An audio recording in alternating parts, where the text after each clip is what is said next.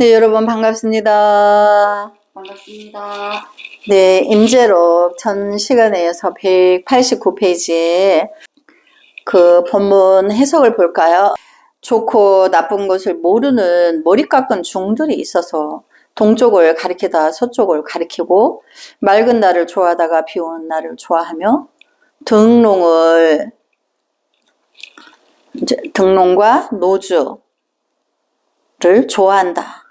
그대들은 잘 보아라. 눈썹에 털이 몇 개가 남았는가. 이 일에는 기연이 갖추어져 있는데 학인들은 알지 못하고 미쳐버리는 것이다. 이런 무리들은 모조리 여우나 도깨비들이다.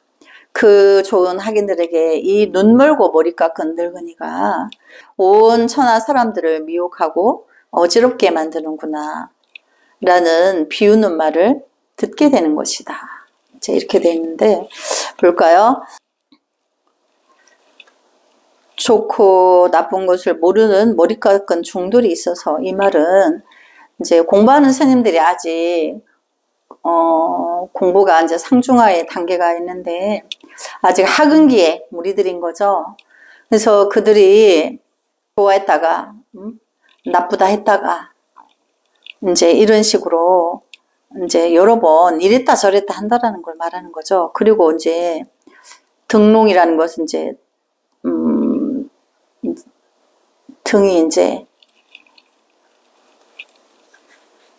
불이 밝고로 이제 비쳐 나오도록 맑은 이제 유리로 해서 불을 비추는 이제 등롱을 우리가 이제 등이라 하죠. 또 노주라는 거는 이제 또 법당에 우리나라는 안 그런데 이제 이게 중국에 가보면은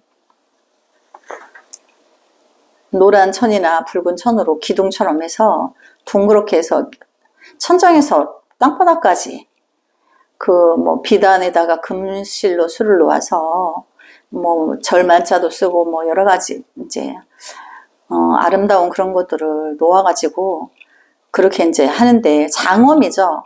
장엄을 하기 위해서 이제 이렇게 해놨는데 그런 거를 좋아한다는 거죠. 장엄기구나 뭐 이런 거에 빠져서 그게 뭐 이제 공부하는 것도 아닌 거죠. 그런 본별을 이제 쉬어야 되는데. 그래서 여기 학인들은 본질은 잊어버리고 이제 어떤 형상에 집착하는 걸 말하는 거죠. 그래서 그런 무리들을 여우나 도깨비들이다 이렇게 표현한다는 거예요. 그래서 그렇게 하고 나이만 먹으면 이제 어떻게 되느냐. 눈 멀고 머리 깎은 늙은이로. 그래서 이제 고승이라 해서 고승대덕이라 해서 저분이 수행 시간이 많았으니까 법문을 뭐 불법을 물으면 내가 단번에 언어에 대우하지 않을까. 이제 이런 기대가 만발해서 질문을 하게 되고 말을 하게 되면 엉뚱한 말을 한다는 거죠. 그래서 이제 비웃음을 사게 된다. 이제 이런 뜻인데 강서를 한번 볼까요? 온전하지 못한 선 지식들은 학인이 무엇을 물으면 그 말에 따라 별의별 이야기를 어수선하게 늘어놓는다. 눈앞에 보이는 온갖 것들을 보이는 대로 생각나는 대로 어지럽게 늘어놓으니 그렇게 늘어놓다 보니 이야기가 갈팡질팡한다. 불이니 열반이니 삼신이니 관찰할 대상인 경계니 관찰하는 지혜니 하는 등등에 대해 펼쳐지는 이야기가 장관이다. 그러니까 이제 질문하는 이가 무엇을 알고자 하는지 요체를 알고 거기에 대한 답을 줘야 되는데 방대한 팔만대장경에 어떤 내용에서는 뭐라고 말했고 어떤 내용에서는 뭐라고 말했고 이렇게 이제 그렇게 말한다는 거죠. 이것은 어머니에게서 태어나면서부터 바로 안 것이 아니다. 깊이 연구하고 갈고 닦아서 어느 날 아침에 스스로 살펴볼 수 있게 된 것이다. 참 굉장히 중요한 말인데 이제 임재소님도 처음부터 태어날 때부터 내가 가져온 게 아니라는 거죠. 금생에 갈고 닦아서 뭐는 기고 아니고를 분명히 알고자 깊이 파고들어서 자기의 도심을 발견하고 나서 그때부터 이제 내가 옛날에 어떤 노 스님들이 이제 노 화상이다 하는 거는 노 스님들 큰 스님들을 말해요. 스님들이 어떤 본문 내용에서는 옳았고 어디에서는 옳지 않았다. 이거를 간파할 수 있었다. 그렇게 돼야 되는 거죠. 그래서 강서를 볼까요? 짧은 글이지만 임재 스님께서 수도의 길을 어떻게 걸어왔는지 엿볼 수 있다. 도에 이르는 길이 따로 정해져 있는 것은 아니지만 불교라는 오랜 전통 체계 속에서 그 길을 모색해온 사람들의 공통적이고 보편적인 순서와 길은 있다. 그 길을 스님은 그대로 밟아온 것이다. 옛날 관습대로라면 승려가 되어서 5, 6년은 계율 공부를 하여 수행자로서 3,000가지 위와 8,000가지 세세한 행동을 익힌다.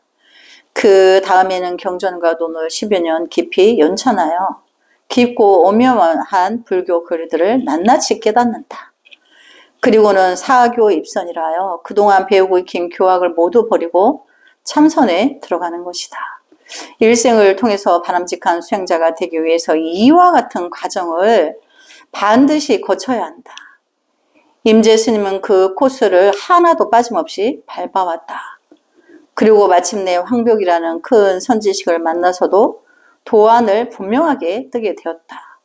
눈을 뜬 뒤에는 천하의 노화상들의 삿든지 바른지를 한눈에 알아보았다. 마치 밝은 거울에 붉은 것은 붉은 대로 비치고 푸른 것은 푸른 대로 비치는 것과 같다. 이 깨달음의 눈은 어머니가 낳아준 그대로 다 알아보는 그 눈이 아니다. 피나는 노력의 결과였다. 이러한 길을 모든 수행자가 다 같이 밟아야 하는 것은 아니다. 육조 해능 같은 이들은 나무를 팔러 갔다가 금강경의 한 구절을 듣고 바로 깨닫기도 했다.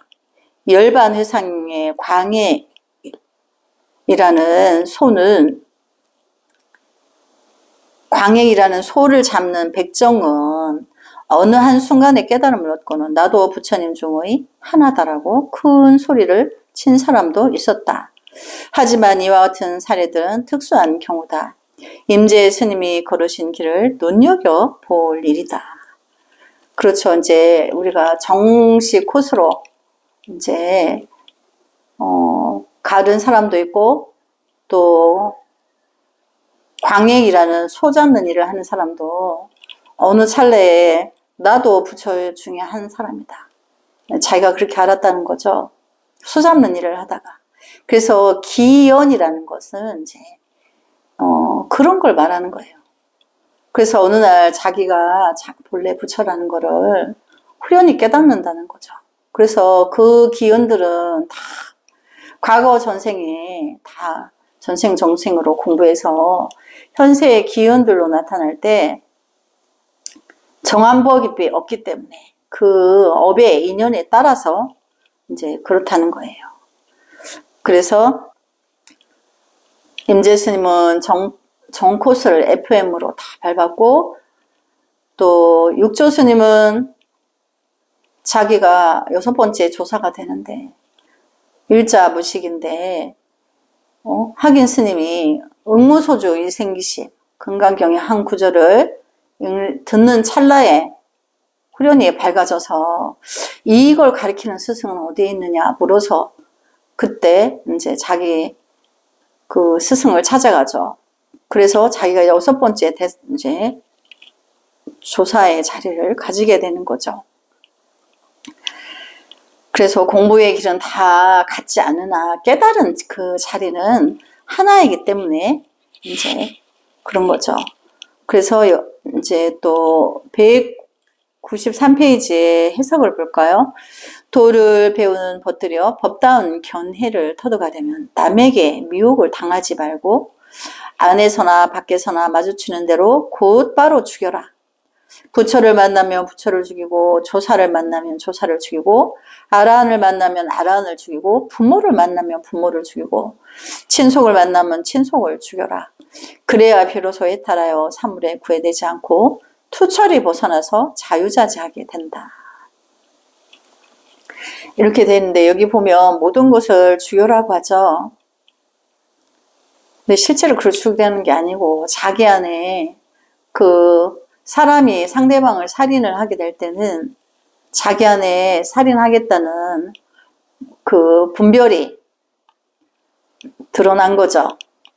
자기 안의 마음속에서 그런 분별을 이제 죽여라. 이제 끊어라. 또 일어나지 않게 해라. 그치게 해라.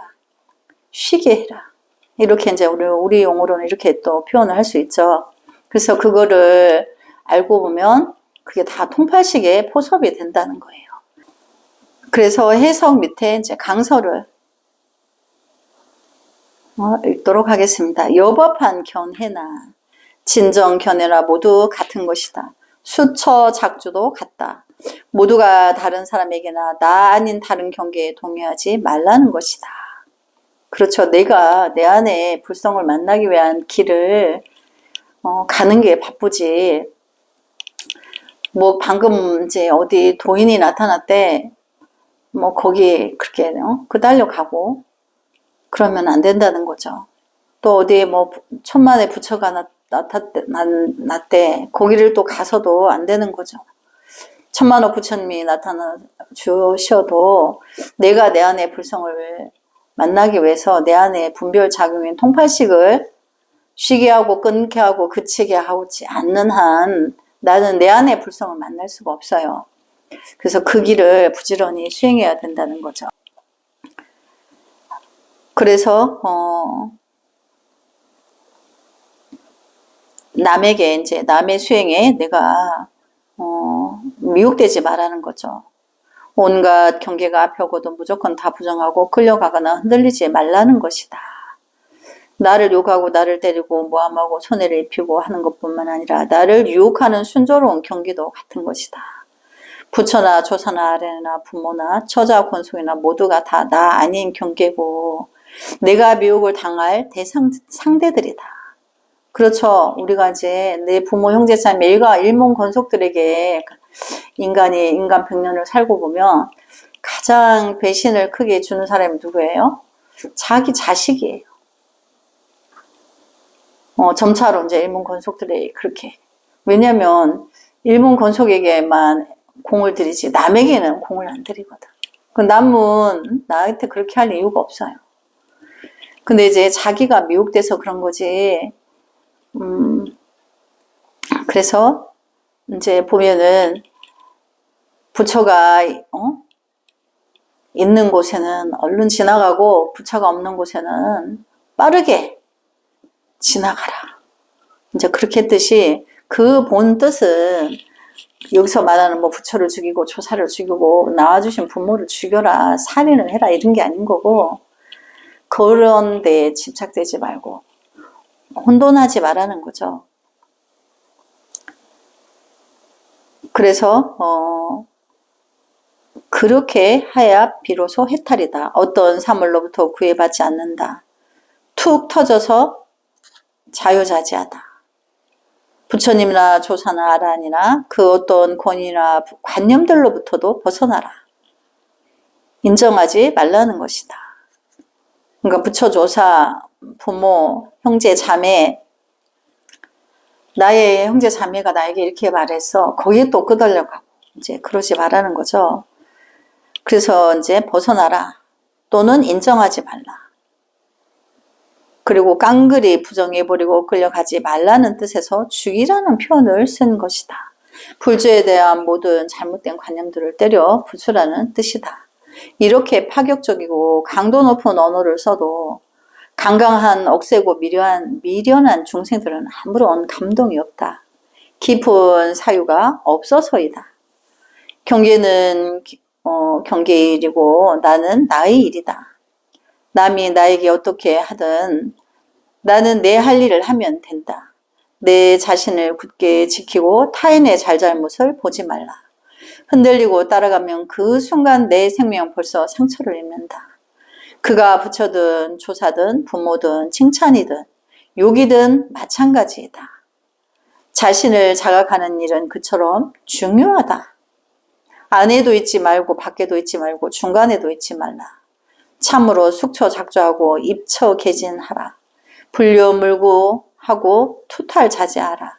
제대로 사람답게 살려면 반드시 이 말대로 하라.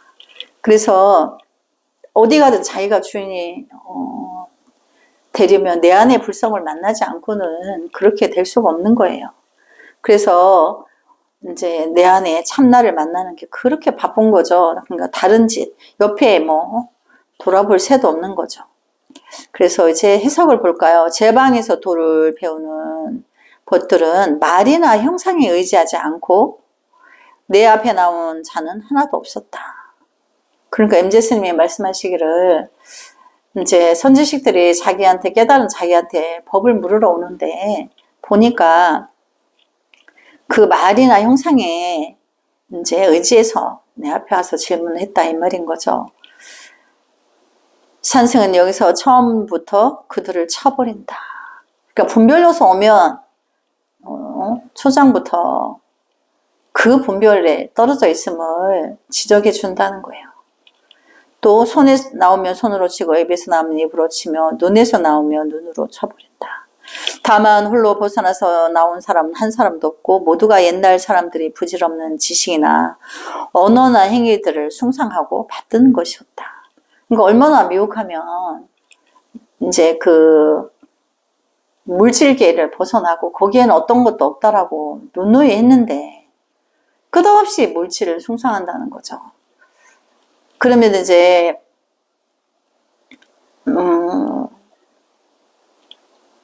우리가 이제 공부할 때 스승의 인연이 생기죠. 그럼 내가 부지런히 공부해서 스승의 길을 가르쳐 준 것으로 내 안에 불성을 만나서 부지런히 가서 나의 불성을 만나고 나서는 이제 공부를 배우는 단계에서는 스승에게 뭐라도 묻고 이제 알려고 하고 그렇게 하지만 자기가 다 알고 나서는 이제 자기 안에 있는 불성과 스승이 말해준 불성이 부합해. 서로 다 커뮤니케이션이 되죠. 그래서 또한 그것마저도 다 초월해 버렸기 때문에 인간끼리 서로 막 숭상하고 막 그렇다고 무시하고 내가 존경을 안 한다는 말이 아니에요. 그런데 이제 그런 의식이나 절차적인 것이 불필요하다. 그러니까 과도한 칭찬이나 과도한 뭐 이제 스승에 대한 과도한 행위나 이런 것들은 오히려 누가 되기 때문에 그런 것 자체도 이제 안 한다는 거예요. 근데 이제 임재 스님이 말씀하시기를 모든 공부하는 선지식들이 공부하겠다고 오는데 보면 다 하나씩 어디에 걸려있더라 이 말인 거죠. 그거를 말하는 거예요. 그래서 그렇지 않은 사람이 없었다. 이제 이걸 말하는 거죠. 그래서 이제 195페이지에 강서를 볼까요? 임재 스님이 법을 쓰는 것은 매우 독특하다. 그 표현이 독창적이다. 파격적이고 상상을 초월한다. 그야말로 불가사의하고 기상천외하다. 밝은 대낮에 청천벽력이다. 구름 한 점 없는데 태풍이 불고 폭우가 쏟아진다. 그 밝기로는 1000개의 태양이 동시에 떠서 수수만년을 비추고 있다. 어디에도 의지하거나 근거를 내어 나타내는 경우가 없다. 그런데 다른 모든 이들은 그동안 불교 역사에 축적되어진 표현들을 그대로 빌려오거나 변형을 시킨 것들이다. 원래로 법이 그렇지가 않은데 그런 식으로 나온다면 그냥 있을 수가 없어서 모두 쳐 없앤다. 어떤 입장에서 나오든지 모두 쓸어버린다. 그러니까 분별하고 있으면 다 거두어버린다는 거죠. 그래야 그 선지식들이 번쩍번쩍 정신을 차릴 거 아니에요. 그래서 옛 사람들의 부질없는 말이나 행위들을 흉내내어 봐야 무슨 이익이 있겠는가. 할을 하고 방을 써봐야 아무런 의미가 없다. 어느 큰 참선법회에 가서 보고 온 사람이 왈자는 가로대라는 뜻이 있어요. 이렇게 말하여 그 사람이 가로되 이러죠. 이제 이게 왈자는 가로 왈자예요. 그래서 그 사람이 가로되 외계인들이 와서 놀다 가는 것 같은 느낌이었다. 라는 말을 했다. 매우 적절한 평이었다. 왜냐하면 구절에서 벗어난 이야기만 잔뜩 하고 있으니까 이제 그렇게 표현할 수 있다는 거죠. 이제는 되지 않은 예스님들의 격의 법문을 문자로 적어서 그것을 다시 번역하고 떠듬떠듬 읽어서 법문이랍시고 토해내는 것은 그만하는 게 좋다. 차라리 자신이 알고 있는 확신 가는 것만 이야기하자. 전설 따라 삼천리도 좋고 소팔로 다니던 이야기도 괜찮다. 진실하게 소신껏 하면 되지 않는가. 공연히 옛 사람들의 흉내를 낸다고 자신이 옛사람처럼 정교하게 되는 것도 아니지 않는가.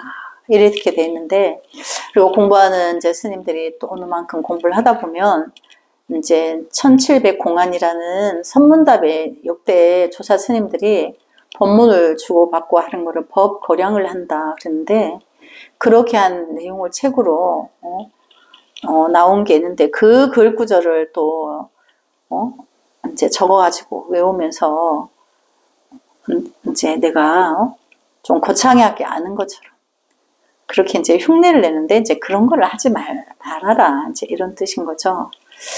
그래서 이제 오늘 여기까지 이야기하고 공부하고 다음 시간에 이어서 하겠습니다. 나무 소가모니불 성불하지 않겠습니다. 성불하지 않겠습니다.